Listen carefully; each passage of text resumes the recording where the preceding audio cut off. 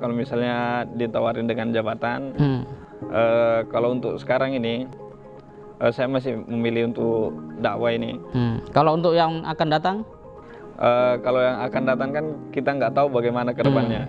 Mungkin diperlukan, jabatan diperlukan, dakwah tetap jalan. Wah, dasar.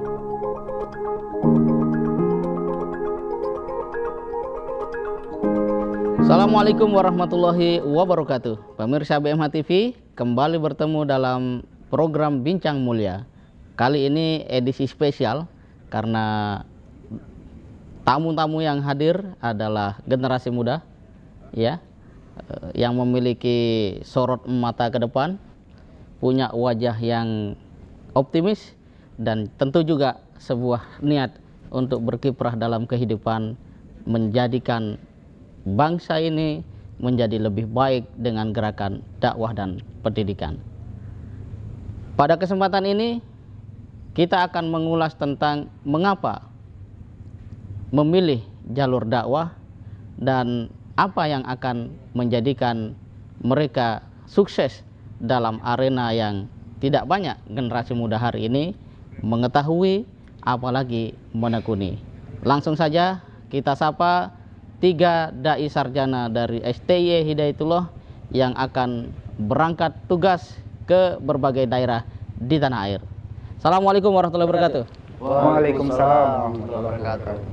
Miki Ade Samudrangangi, Masya Allah, namanya sangat luar biasa. Tampaknya merupakan keturunan yang memiliki leluhur dari Minahasa, ya? Iya, Bang. Nah, pada awalnya apa yang menjadikan seorang Miki tertarik untuk kemudian masuk ke STY Hidayatullah dan siap untuk menjalankan tugas dakwah di daerah? Bismillahirrahmanirrahim.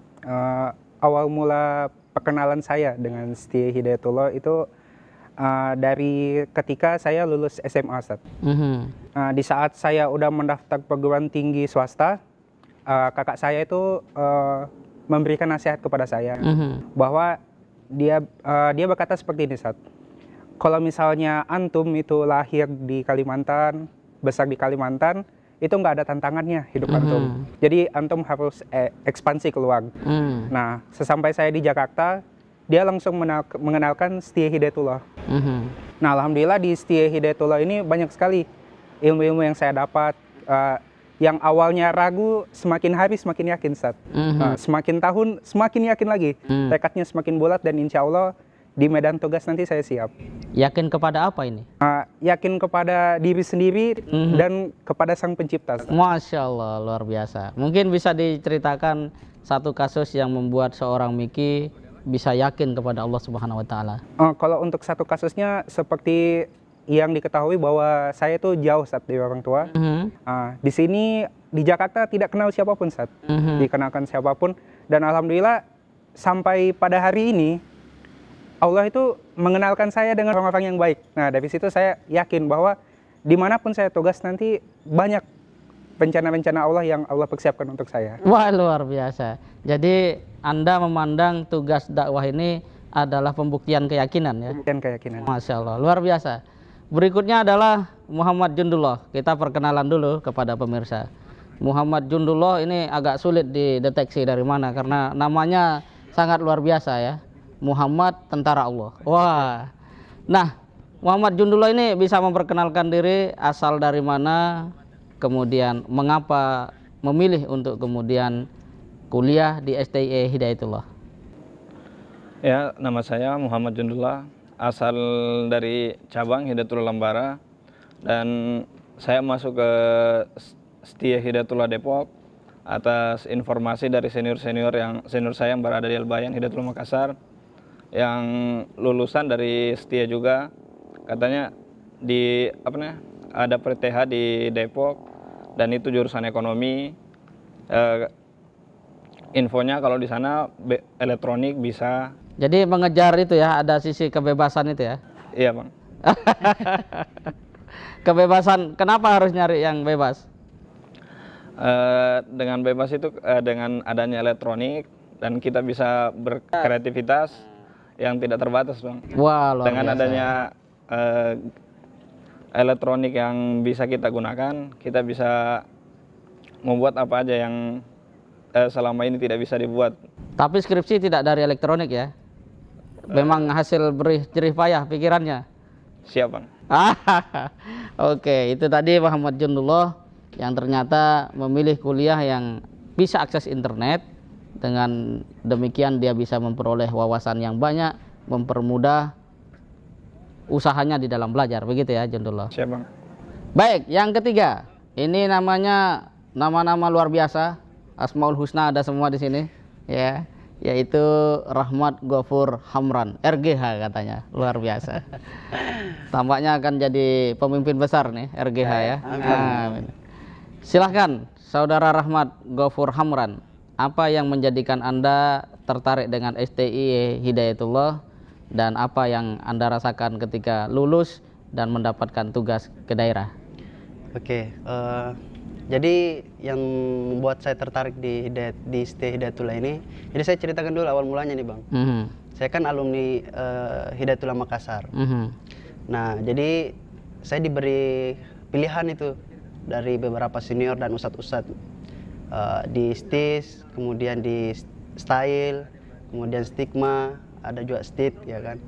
Nah, terus disampaikan jurusan-jurusannya termasuk di Depok ini. Dan hati saya lebih condong ke STIE. Karena yang lain itu saya merasa bahwa saya tidak punya basic di situ. Saya tidak punya kecenderungan di situ. Akhirnya saya memilihlah STIE ini, jurusan ekonomi. Karena itu tadi kecenderungan itu yang saya jurusan apa yang diambil di STI? Manajemen. Manajemen. Ya, jurusan manajemen. Berarti sudah biasa ngatur-ngatur di selama kuliah ini? Alhamdulillah. Paling tidak ngatur bangku kuliah ya, ya. Oke, ya. Luar biasa. Kemudian tentang apa namanya penugasan. Jadi saya anggap penugasan ini sebagai lahan buat saya atau wadah buat saya untuk mengaplikasikan ilmu saya, Bang. Apa yang telah saya dapat di kelas gitu kan, ataupun pelajaran yang sifatnya non formal yang saya dapat di luar daripada pembelajaran formal itu. Ya, dan saya kira itu adalah apa namanya bukti nyata kepada masyarakat bahwa kita sebagai alumni STIE yang berbasiskan apa namanya pesantren bisa memberikan kebermanfaatan yang lebih. Karena sebagaimana yang pernah saya dengar dari nasihat-nasihat wejangan Ustadz bahwa ilmu yang baik itu adalah ilmu yang memberikan manfaat kepada orang lain. Nah, dengan adanya apa namanya penugasan ini, itu bisa menjadi lahan untuk saya untuk mengaplikasikan itu, Bang. Jadi tidak ada yang ketakutan untuk ditugaskan ini ya? Oh, tidak ada. Satu mau membuktikan diri, satu ingin menjadikan ilmunya bermanfaat. Wah, luar biasa. Jadi enjoy aja kayaknya ya. Oh, enjoy sekali. Enjoy ya, luar biasa. Kalau begitu apa sih yang diperoleh selama kuliah sehingga Meki itu memiliki keyakinan seperti tadi itu? Untuk proses perkuliahannya itu saya rasa hampir 1 hari itu full, Ustaz. Kita dididik dari jam 3 untuk sholat lail berjamaah, terus kita holako sampai subuh. Dari subuh kita beranjak berdiri langsung masuk ke perkuliahan. Setelah kuliah kita ada diniyah. Nah, itu menurut saya karakter yang harus dibangun dalam diri saya untuk meyakinkan bahwa saya ini sebagai wadah yang akan dilemparkan di tengah masyarakat.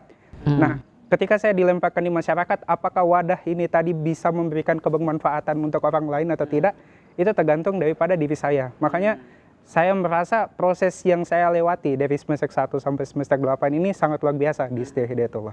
Jadi merupakan buah dari akumulasi karakter yang terbangun lewat sistem yang ada.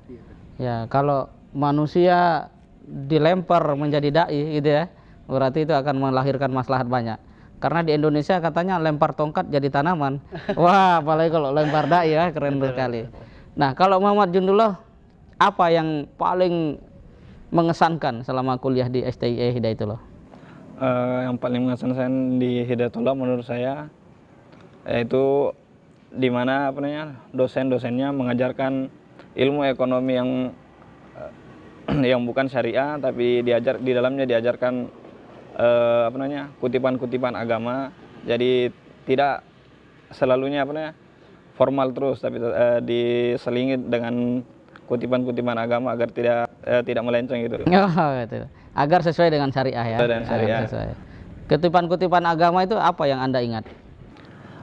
Begini, ada juga yang kutipan dari dosen-dosen saya mengatakan kalau penugasan itu berangkat aja, karena Tuhan di Depok dan di tempat penugasan walaupun di tempat terpencil kan sama, jadi rezekinya pasti sama selama berusaha. Ya, jadi teori ekonomi menjadi tidak boleh menjadi berhala begitu ya. Ketika kita memang punya keyakinan, maka ekonomi itu ada ya. Selama ada kehidupan berarti ada ekonomi begitu ya. Bukan ada ekonomi maka ada kehidupan, betul begitu ya?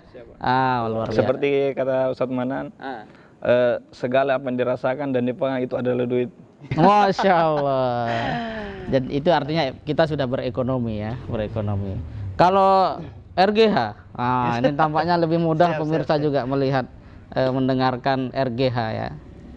Apa yang menyedihkan selama kuliah di STI Hidayatullah ini?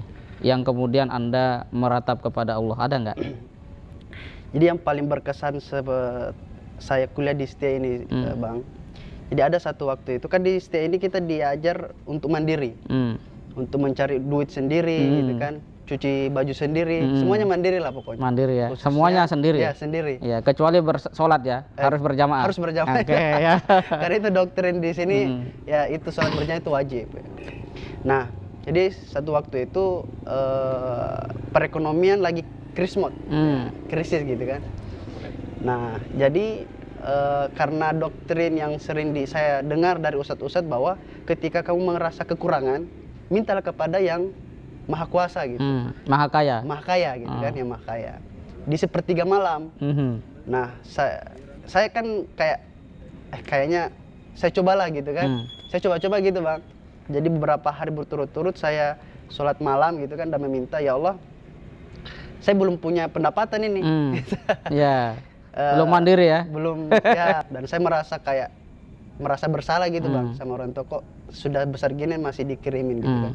Sedangkan teman-teman yang lain itu sudah punya pendapatan sendiri. Makanya saya minta kepada Allah pada saat itu, ya Allah, saya mau pendapatan gitu kan. Saya mau dapat kerja, bisa mandiri gitu, supaya saya memutus kiriman dari orang tua. Akhirnya dari saya sholat minta beberapa hari itu berturut-turut, alhamdulillah saya mendapat amanah, Bang. Dari dari STIE untuk menjadi pengasuh di sekolah di SMP. Ya, dapat. Jadi alhamdulillah ada pemasukan. Makan juga dapat ditanggung gitu kan. Kemudian beberapa hari selanjutnya lagi saya dapat amanah untuk jadi guru Quran. Jadi double, Bang. Alhamdulillah itu menjadi kayak pengalaman yang paling berkesan sih selama saya di STI ini. Berarti itu juga nanti tampaknya akan dijalankan ya dalam tugas. Insya Allah.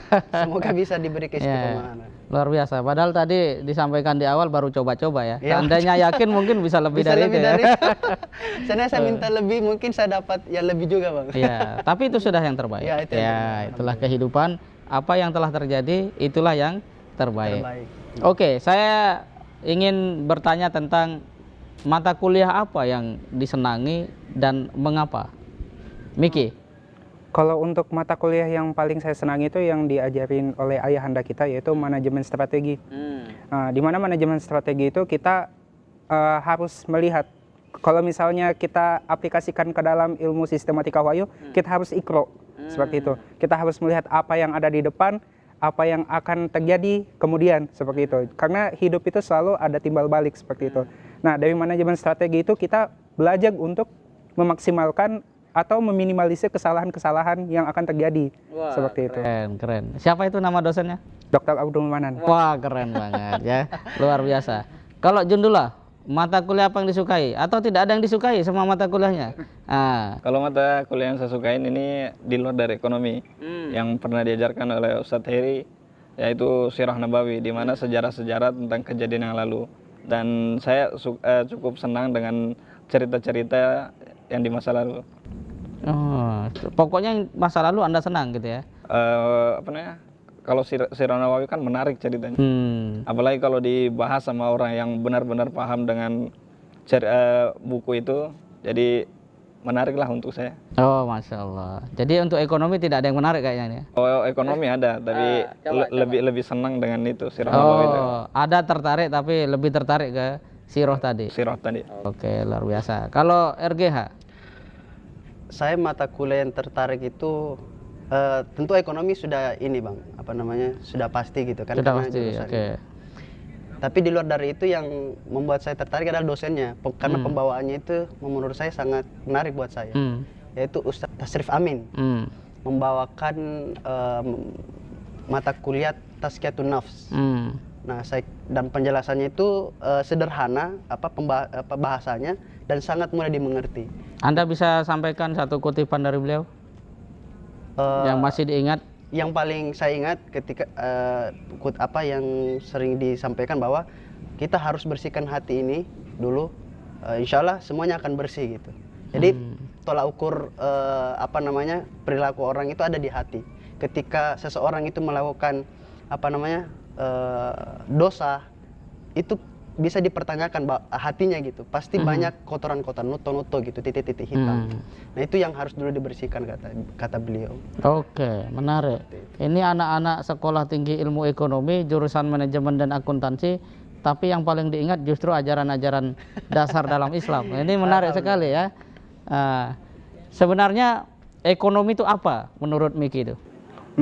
Kalau menurut saya, ekonomi itu segala bentuk kehidupan manusia itu, ya disitulah ada letak ekonominya, seperti itu. Selama ada nafas ada ekonomi. Selama ada nafas ada ekonomi. Selama ada manusia yang berbuat, yang beraktivitas, itu bisa dipotensikan menjadi ekonomi. Beda, luar biasa. Kalau untuk menjadi orang yang berdaya secara ekonomi apa ya menurut Miki? Kalau menurut saya, untuk menjadi orang yang berdaya dalam ekonomi, yang pertama kita harus memberi. Seperti itu. Memberi ya, bukan berusaha mengumpulkan ya? Bukan. Memberi. Ya. Kenapa ada begitu? Karena dosen-dosen saya ajarkan kepada saya, dan saya meyakini hal tersebut, bahwa ketika kita memberikan satu, maka Allah akan memberikan berlipat-lipat ganda. Seperti luar itu. Biasa, dahsyat. Jundullah, apa ekonomi menurut Jundullah ini? Kalau menurut saya hampir sama dengan yang dikatakan Miki. Segala yang kita gunakan itu disitulah ada ekonomi.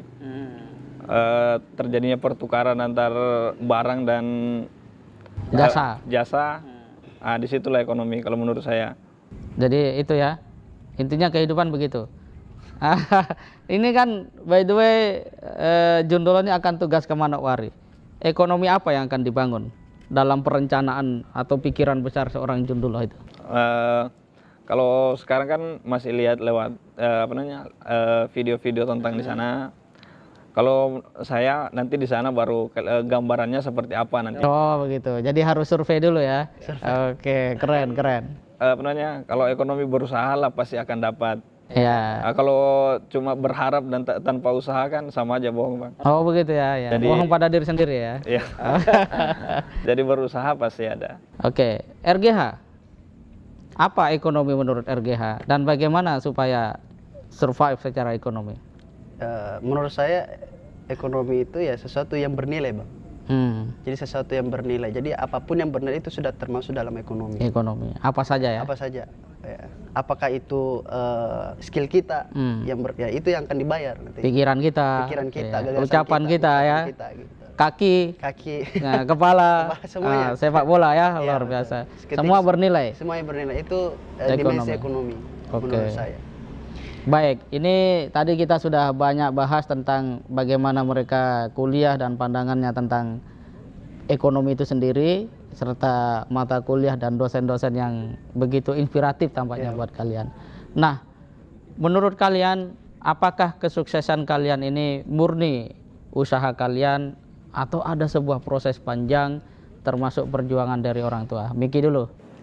Kalau menurut saya bisa berdiri bahkan duduk di hadapan teman-teman rekan BMH TV sekalian, itu tidak lepas dari perjuangan dan doa orang tua saya. Orang tua. Apa yang paling Anda ingat dari sosok orang tua? Kalau orang tua saya, kalau yang paling saya ingat, pantang menyerah. Pantang menyerah. Soalnya beliau punya prinsip bahwa saya boleh tidak berpendidikan tinggi, tapi anak saya jangan. Wah, luar biasa. Bagaimana dengan Jundullah? Kalau untuk saya, apa namanya, saya bisa duduk di sini itu karena tidak terlepas dari doa orang tua dan pertolongan yang Maha Kuasa. Karena yang masuk di angkatan saya masuk di awal itu ada sekitar 50-an lebih dan yang lulus tinggal 24 orang. Artinya 51% ya? Ya, jadi alhamdulillah bisa lulus dari seleksi alam karena doa orang tua dan pertolongan yang Maha Kuasa. Masya Allah. Apa yang paling diingat Junduloh dari kebaikan orang tua atau perjuangan orang tua? Perjuangan orang tua itu motivasi orang tua untuk selalu bersabar menghadapi ujian yang tidak ada habisnya. Masya Allah. Jadi saya bisa ada di sini karena doa beliau. Masya Allah. Tadi ada ungkapan sabar. Menurut Junduloh sabar itu apa? Biar nanti yang lain bisa ngerti nih. Nah, pemirsa BMH TV bisa tahu. Sabar menurut Junduloh. Silakan. Sabar itu menjalani walaupun ada ujian yang diberikan kita, Allah tidak akan memberikan ujian yang melebihi dari kemampuan kita. Itu jadi jalani saja seperti alurnya. Jalani dan optimis ya. Optimis dan tidak melawan arus. Tidak melawan arus. Arus apa ini? Seperti peraturan-peraturan yang. Oh, Masya Allah, mengikuti aturan dengan baik gitu ya. Baik, jadi pemirsa BMH TV ini beragam. Kalau disebut melawan arus, dikira nanti arus listrik atau apa. Itu kan nggak bisa dilawan ya kalau arus listrik. Oke, RGH. Jadi kalau saya yang sangat berperan tentu yang pertama orang tua. Kedua tentu para dosen-dosen dan orang ustadz-ustadz yang terus mendoakan kita-kita ini. Dan yang paling berkesan ataupun yang paling yang paling saya ingat dari orang tua saya itu ketika saya berkabar dengan orang tua, yang paling saya ingat adalah bagaimana sholatmu katanya. Karena ini adalah sholat yang paling dasar gitu kan, yang harus dan itu yang terus diulang-ulang ketika saya berkabar dengan orang tua, menelpon, itu pasti yang diingatin itu gitu. Sholat ya? Ya sholat. Jadi alhamdulillah dengan ajaran itu, berkat doktrin itu, saya bisa menjalani istiqomah dengan sholat saya dan bisa sampai pada tahap seperti ini. Wah, luar biasa. Wisuda. Jadi pas wisuda kemarin ditanya dulu sholat belum? Sebelum wisuda itu? Alhamdulillah. Jadi kan yang sering ingetin itu kan ayah. Gitu. Ayah. Alhamdulillah. Dan di 1 tahun yang lalu ayah sudah dipanggil. Oh, Insya Allah. Ya, yang paling saya ingat itu dari nasihat dari beliau. Oke, luar biasa. Jadi perjalanan panjang, peran orang tua juga guru ya. Betul. Ini menjadi satu penentu dan juga ketaatan kepada regulasi yang ada serta semangat pantang menyerah tadi ya. Menjadikan kawan-kawan ini dai sarjana STE Hidayatullah bisa menyelesaikan masa tugas kuliah dan siap untuk tandang ke gelanggang. Terakhir ini ya, pertanyaannya adalah seandainya kalian mendapatkan tugas dakwah di satu wilayah yang pedalaman, apa yang akan kalian buat di sana? Kalau misalnya saya mendapatkan tempat tugas seperti itu, yang pertama yang akan saya buat yaitu komoditas. Komoditas yang entah itu komoditas besar atau kecil. Soalnya menurut yang saya pahami dan yang diajarkan dosen-dosen, Hidayatullah itu dia ada basis. Setiap tempat pasti punya basis, dan tempat basis itulah kita berdakwah seperti itu. Nah, dari basis itu kita mulai mengumpulkan pundi-pundi, kita mengumpulkan relasi, kita mengumpulkan ekonomi, kita mengumpulkan orang-orang yang memang sevisi dengan kita. Insya Allah dari basis itulah akan menjadi sebuah tempat yang besar seperti itu. Kalau melihat penjelasannya Miki, sepertinya Anda pernah dengar kisah-kisah dai pedalaman, apakah demikian? Ya, saya sering menonton di channel, biasanya channel BMH, pernah nonton terus mendengarkan langsung, karena setiap saya juga kenal lumayan banyak dengan dai-dai tangguh yang ada di pedalaman, dan mereka berkata seperti itu, mereka berusaha membangun komoditas. Komunitas ya. Oke, kalau Junduloh bagaimana? Jangan-jangan Junduloh nanti dapat tawaran menjadi pengusaha atau dakwah ditinggal ini, atau seperti apa? Junduloh, silakan.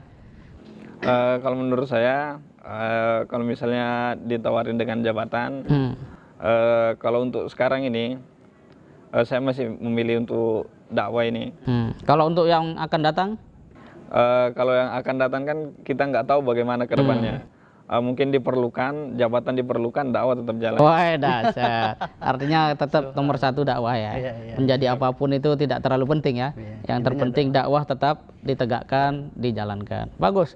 Jawaban yang sederhana tapi sangat menyeluruh. RGH. Kalau saya ketika diberi tugas di pedalaman, Bang, jadi yang pertama tentu karena kita silaturahmi ke toko-toko dulu. Ke toko-toko kita perkenalan, sampaikan tujuan maksud dan tujuan kita ke sana apa. Karena, seperti kuliah itu ya, maksud dan tujuan gitu ya. Ya. Lebih begitulah. Ya.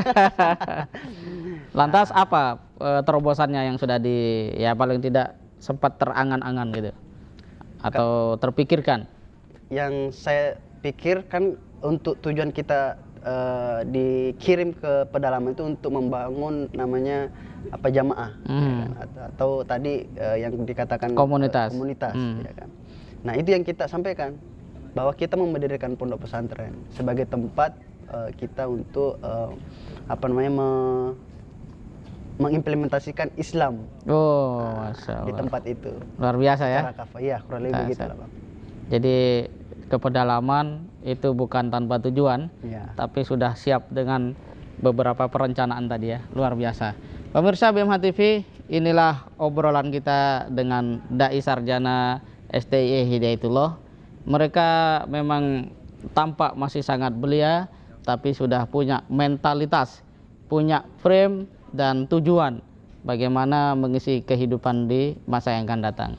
Dan yang menarik, tantangan bagi mereka adalah satu ajang pembuktian keyakinan kepada Allah, pada saat yang sama juga medan untuk bisa mengamalkan ilmunya tadi, sehingga bisa diukur ya ilmu dan manfaatnya. Maka siapa yang paling berhasil di tempat tugas, baik dalam konteks istiqomah, mengedukasi masyarakat setempat, itu insya Allah yang ilmunya paling bermanfaat begitu ya. Dan terakhir, bahwa dalam kehidupan ini lingkungan akan sangat menentukan seperti apa cara berpikir kita. Kalau mulai dari keluarga, tadi disampaikan bagaimana orang tua mereka begitu berkesan dalam benak dan pikiran mereka, terus memberikan satu pendampingan, bimbingan, sampai kemudian pada saat menjadi seorang mahasiswa juga masih ditanya tentang sholat, maka ini adalah hal yang secara langsung penting untuk disadari oleh keluarga Indonesia, bahwa anak-anak kita sekalipun sudah 17 tahun ya dapat KTP, itu harus tetap ditanyakan bagaimana sholatnya, bagaimana mengajinya, dan kita juga perlu menghadirkan mereka di komunitas-komunitas yang positif seperti itu. Dan inilah obrolan yang semoga menjadikan semangat dari Dai Muda Sarjana STI Hidayatullah ini semakin berkobar-kobar ya. Siap untuk berkobar-kobar ya. Siap. Luar biasa. Semakin punya semangat untuk mengimplementasikan Islam tadi.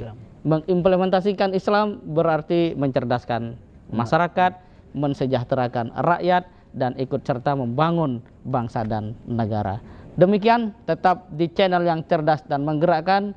Dukung dakwah ini dengan cara subscribe, like, komen, dan share kepada seluas-luas umat manusia.